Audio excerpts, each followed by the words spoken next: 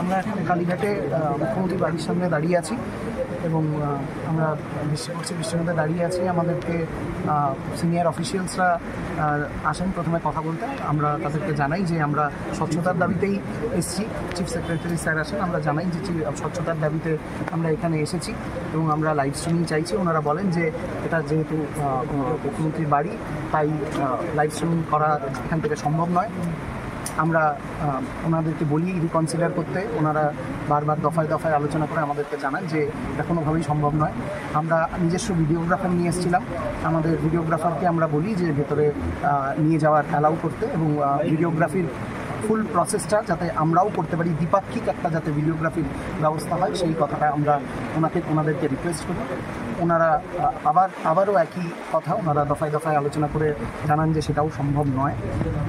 এরকম একটা জায়গায় গিয়ে আমরা ওনাদের কাছে খুব স্পষ্টত প্রশ্ন করা নাই যে ঠিক কী কারণে আমাদের ভিডিওগ্রাফারকে অ্যালাউ করা যাবে না। আমরা যেখানে এখানে দাঁড়িয়ে আছি এবং কন্টিনিউয়াস আমাদের ভিডিও তোলা হচ্ছে, তাতে ওনারা জানান যে এটা একটা সিকিউরিটি জোন, তার জন্য তোলা হচ্ছে।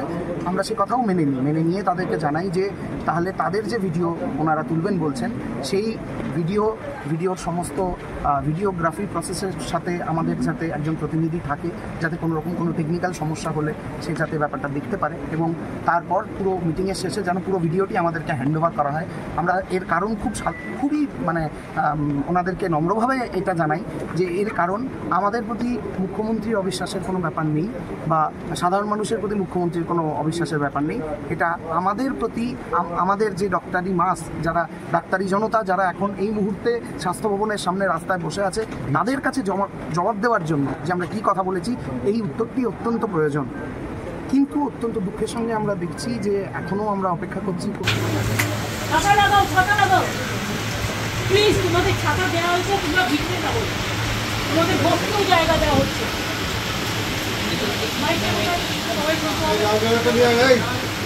দেখো আমি তোমাদের এখনো হাত জোর করে বলছি, আমি তোমাদের বলছি যে তোমরা একটা কাজ করো। আমিও কিন্তু 2 ঘন্টা তোমাদের জন্য অপেক্ষা করছি। তোমাদের প্রত্যেকে ছাতা দেওয়া হয়েছে, সামনে বসার ব্যবস্থা করা হয়েছে। তোমরা ভিজবে না, আমার এটা অনুরোধ থাকলো। কেন ভিজছো?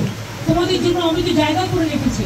আর আমি আবার বলি, তোমাদের চিঠিতেও কোথাও লাইভ স্ট্রিমিংয়ের কথা লেখা নেই, আমাদের চিঠিতেও লেখা নেই।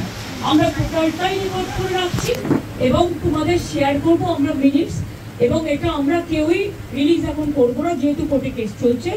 আমরা এটা সময় মতো কোর্টের কেসটা একটু শেষ হয়ে গেলে তোমাদের দিয়ে দেবো। তোমাদের তো একদিন ওয়াচ করতে পারো যে আমরা টোটালটাই রেকর্ড করবো। নিশ্চিন্তে থাকো, এইটুকু আমার প্রতি ভরসা রাখতে পারো। তোমাদের মিসলিড করবো না, তোমাদের কোনোই করবো না। তোমরাও কেন ভিড়বে? আমি 2 ঘন্টা তোমাদের জন্য দাঁড়িয়ে আমিও ভিড়ছি। আমার চিফ সেক্রেটারি, আমার ডিজি পুলিশ, আমার আইবি হেড, আমার হোম সেক্রেটারি নন্দিনী, আমরা সবাই ওয়েট করছি। তোমাদের সকলকে ছাপা দিয়েছে এই কারণে যে তোমরা যাতে না ভেজো এবং তোমাদের বসবার জন্য পাশে অ্যারেঞ্জমেন্ট করা আছে। তোমরা অন্তত মিটিং না করে এক কাপ চা খেয়ে যাও।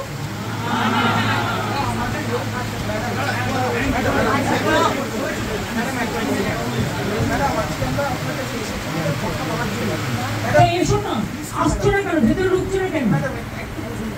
আমাদের ওই ভিডিও আমরা যদি নিয়ে না যেতে পারি, যারা আমাদের যদি আমরা জিজ্ঞেস করেন ম্যাডাম আমরা কেন দিচ্ছি, কারণ ম্যাডাম আমাদের যারা এখন ওখানে আমাদের ব্যাটসম্যানরা বন্ধুরা। শোনো, আমি একটু কথা বলি। তারা তো তোমাদের ট্রাস্ট করে পাঠিয়েছে, তোমাদের আসার কথা ছিল 15 জন, তোমরা এসছো 40 জন। একটা লোকের বাড়িতে তুমি বলো 40 জনের কি বসার জায়গা থাকতে পারে? তা সত্ত্বেও তোমরা ছোটরা এসছো, আমি তোমাদের জন্য সব অ্যারেঞ্জমেন্ট করে রেখেছি। প্লিজ এসো তোমরা, আমি তোমাদের অনুরোধ করবো তোমরা এসো। যদি মিটিং করতে ইচ্ছে না করে তোমরা একটা চা খেয়ে যাও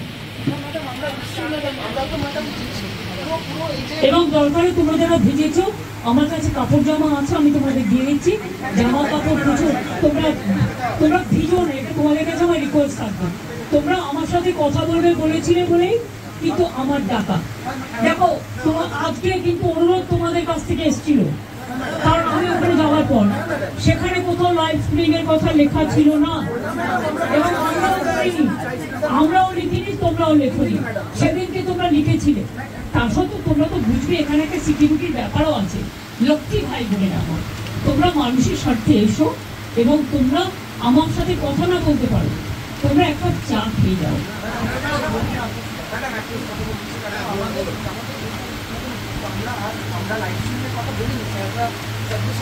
আমি তো তোমাদের বলেছি যেহেতু কোর্টে ব্যাপারটা বিচারাধীন আছে, তোমাদের মিনিটস আমি করে দেবো, মিটিং এর মিনিটস করে দেবো, পুরো ভিডিওটা আমি আজকে দিতে পারবো না, আমি মিনিটস করে দেবো। ভাই তোমরা ঠিক করো, তোমরা যদি কেউ আসতে চাও আমি সবাইকে বলবো যারা যারা আসতে চান তারা দয়া করে আসুন। তাহলে আপনারা যদি নাই এসে বাড়িতে মিটিং করেন তাহলে আপনারা আমাকে চিঠি দিলেন কেন? এত অসম্মান কেন করছেন? অনেক অসম্মান করছেন আপনারা। আগেও 3 দিন আমি 2 ঘন্টা করে অপেক্ষা করেছি, আমি যার জন্য আপনাদের কাছে নিজে ছুটে গিয়েছিলাম। প্লিজ এইটুকু রেসপেক্ট তো দেবেন। আমি তো আমারও দৌড়াত আছে তোমাদের জন্য।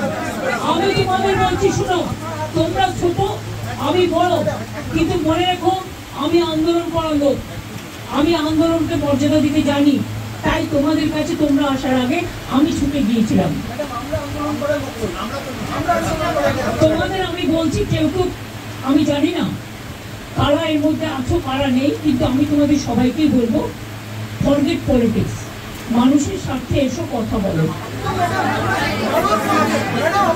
আমি তোমাদের দেখো, যদি তোমরা কথা বলতে না চাও তাহলে তোমাদের বলবো তোমরা ভিজো না। আসছো না কেন?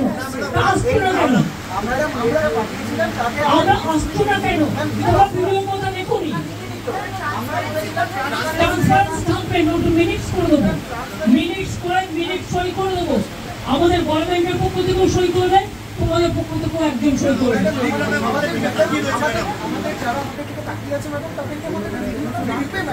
ভাই তোমাদের সব ডিমান্ড তো আমি মানতে পারি না।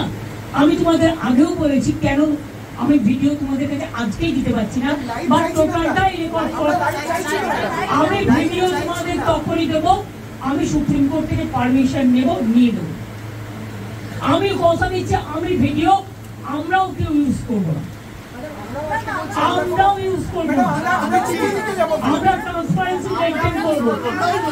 দেখো আমি তোমাদের বলি, আমি হাত জোর করে বলছি যদি আসতে প্লিজ এসো, কিন্তু তোমরা ভিজো না।